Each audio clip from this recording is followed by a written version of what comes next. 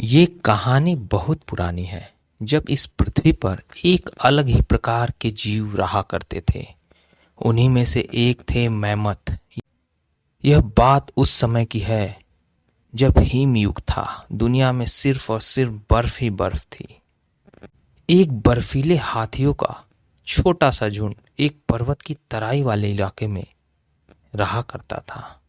उस झुंड में एक बड़ा सा हाथी, उसकी हथनी और उसके दो बच्चे उसके साथ रहते थे। सबसे बड़े वाले हाथी का नाम हीपा था और हथनी का नाम हीला, और उसके बेटे का नाम सिट और बेटी का नाम सिन्नी था। ये चारों उस पर्वत की तराई वाले इलाके में रहते थे। वह लोग अपना जीवन बड़े आराम से बिता रहे थे। बड़ा खुशहाल था उनका जीवन। जहाँ पर वो लोग रहते थे वहाँ पर उनके लिए खाने पीने की सब कुछ चीज़ें थी। खाने के लिए हरी हरी घास, फलों के बड़े बड़े पेड़, पीने के लिए साफ नदी का ताज़ा पानी। ऐसा लगता था मानो वो स्वर्ग में रह रहे हों। वहाँ ना तो कोई शिकारी था शिकार करने वाला, और ना कोई और था उन्हें तंग करने वाला। उनका जीवन इतना आराम से बीत रहा था। एक दिन हथनी अपने पति हीपा से कहती है, अरे सिन्नी के पापा, आपने हमें इस जगह पर लाकर मानो दूसरा जन्म दे दिया हो। यहाँ पर सब कुछ कितना अच्छा और सुहाना है। ना तो यहाँ पर खाने पीने की कोई कमी है और ना ही किसी शिकारी का कोई डर है। मैं कभी कभी अपने पुराने दिनों को याद करती हूँ तो कांप जाती हूँ। पहले हमारी जिंदगी कितनी खतरनाक थी, लेकिन आज हमारी जिंदगी में कितनी खुशियां लौट आई हैं। हीपा अपनी पत्नी से कहता है, तुम सही कह रही हो। पहले हमारे जीवन में कितना कष्ट था, कहाँ कहाँ हम मारे मारे फिरते थे, लेकिन आज हमारे जीवन में बहुत सारी खुशियां हैं। इतना कहकर वो लोग अपने बच्चों के साथ अपने इलाके में अपने खाने के लिए निकल पड़ते हैं। लेकिन हीपा अभी भी किसी डर से डरा रहता था और उसको जैसे किसी डर का आभास होता रहता था। वो अपनी पत्नी से कहता है, हीला, कभी कभी मुझे लगता है कि वह हमारा पीछा कर रहा है और आज भी हमारा पीछा कर रहा है। तब उसकी पत्नी कहती है धीरे से कि जरा धीरे बोलो, नहीं तो बच्चे सुन लेंगे। तुम उसकी याद मत दिलाया करो। उसके बारे में मैं सोचती हूँ तो सहम जाती हूँ, कांप जाती हूँ। उसी समय उसके दोनों बच्चे सीट और सिन्नी उनके पास आते हैं तो हीला कहती है, इस बारे में बच्चों को पता नहीं चलना चाहिए। फिर वह लोग आगे निकल जाते हैं। लेकिन हीपा का डर सही था, क्योंकि उनका पीछा सच में कोई कर रहा था जिसका नाम था शेरा। वह उस जमाने का हिम शेर था, जिसे आज के समय में सेबर टूथ कैट के नाम से बुलाया जाता है। वह बहुत खतरनाक शेर हुआ करते थे। लेकिन एक बड़े मेहमत का शिकार कर पाना एक अकेले शेर के बस की बात नहीं थी दोस्तों।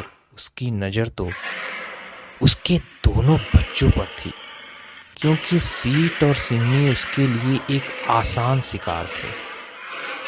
शेरा उनका पीछा पिछले कई दिनों से कर रहा था और वह सही मौके की तलाश कर रहा था। एक दिन उसे वह मौका मिल गया। उस दिन हाथी अपने परिवार को लेकर वहां तालाब के किनारे पानी में बड़े आराम से नहा रहे थे और खेल रहे थे। उसी समय वह शेरा झाड़ियों के पीछे से इनको बड़े देर से देख रहा था। तभी सीट और सिन्नी पानी से बाहर निकलकर इधर उधर दौड़ दौड़ कर खेलने लगे। तभी हीला कहती है, बच्चों, ज्यादा दूर मत जाना। दोनों ने कहा, ठीक है माँ, हम ज्यादा दूर नहीं जाएंगे, यहीं पर खेलेंगे। लेकिन दोनों बच्चे खेलते खेलते कब जंगल में पहुंच गए उन्हें भी पता नहीं चला।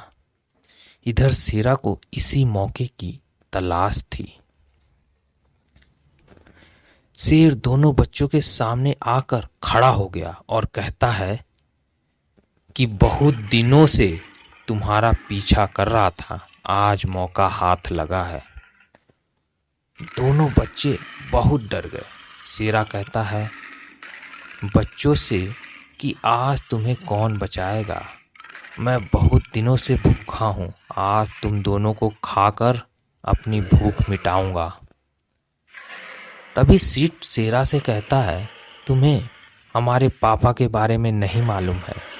हमारे पापा को पता चलेगा तो वह तुम्हारी हड्डी पसली तोड़ देंगे।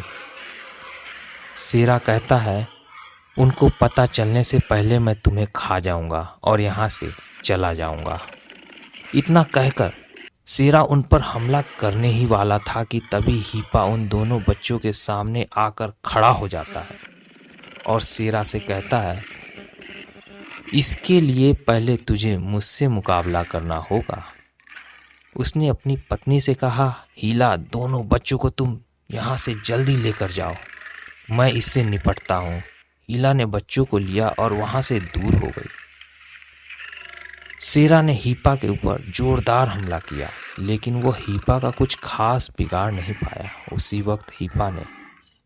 उसी वक्त उसने एक और हमला करने का मन बनाया, लेकिन हीपा ने शेरा को एक जोरदार टक्कर मारी और शेरा पहाड़ी से नीचे गिरकर मर गया। फिर हीपा ने अपने परिवार को लिया और फिर एक सुरक्षित जगह की तलाश में निकल पड़ा। दोस्तों, ये वही मेमथ हैं जो शिकारियों से बचने और खाने की तलाश में पूरी पृथ्वी पर विचरते रहते थे, जिनके कंकाल आज भी वैज्ञानिकों को जहां नहीं तहां मिलते रहते हैं। इनका जीवन बहुत कठिनाइयों से भरा था। शिकारियों से बचते रहना और फिर दूसरे प्रेडिएटर्स भी इनको अपना शिकार बनाने के चक्कर में इनका पीछा करते रहते थे और ये अपनी जान बचा बचा कर यहाँ से वहाँ, वहाँ से यहाँ घूमते रहते थे। उम्मीद है दोस्तों कहानी आपको पसंद आई हो तो लाइक और सब्सक्राइब ज़रूर कीजिएगा और ऐसी ही दूसरी कहानी के लिए हमारे चैनल को सब्सक्राइब ज़रूर कीजिएगा। मिलते हैं अगली कहानी में, तब तक के लिए धन्यवाद।